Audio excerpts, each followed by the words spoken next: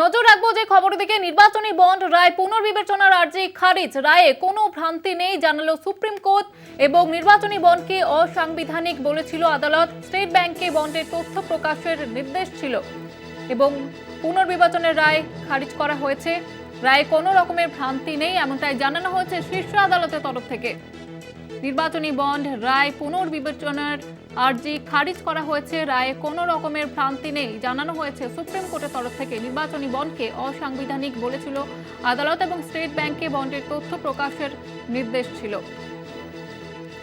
এবং সেই কারণে পুনর্বিবেচনার আর্জি জানানো হয়েছিল। সেই আর্জি কিন্তু খারিজ করা হলো সুপ্রিম কোর্টে।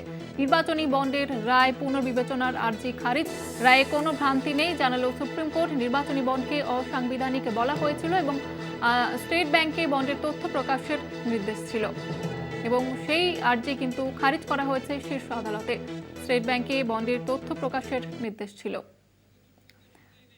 আমাদের সঙ্গে রয়েছে প্রতিনিধি পল্লব চট্টোপাধ্যায়। পল্লব দা, ঠিক কি জানা যাচ্ছে? সুপ্রিম কোর্ট নির্বাচনী দলকে অসাংবিধানিক জানিয়েছিল। তার মূল এটা ছিল, কারণটা হচ্ছে এটাই। তখন বলা হয়েছিল যে নির্বাচনী বন্ডের ক্রেতা এবং প্রাপক কে বা কারা, এটা জানার অধিকার কিন্তু ভোটারের কি বলে আছে। কিন্তু এই প্রকল্প এমন ভাবে তৈরি যে সেখানে ভোটারের পক্ষে জানা সম্ভব নয় যে ক্রেতা এবং প্রাপকটা কে। সেই কারণে অসাংবিধানিক হিসেবে ওই প্রকল্পকে হয় ঘোষণা। তার বিরুদ্ধে বেশ কিছু রিভিউ পিটিশন অর্থাৎ রায় পুনর্বিবেচনার আর্জি জমা হয়।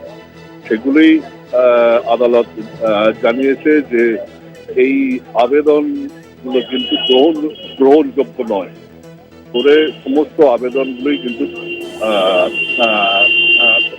খারিজ হয়েছে। ফলে আগের রায় বহাল থাকছে। দুইটা ধন্যবাদ জানাবো পল্লব দা। আমাদের সঙ্গে ছিলেন প্রতিনিধি পল্লব চট্টোপাধ্যায়। নির্বাচনী বন্ড রায় পুনর্বিবেচনার যে আর্জি করা হয়েছিল তা খারিজ করে দেওয়া হয়েছে। রায়ে কোনো রকমের ভ্রান্তি নেই জানালো সুপ্রিম কোর্ট।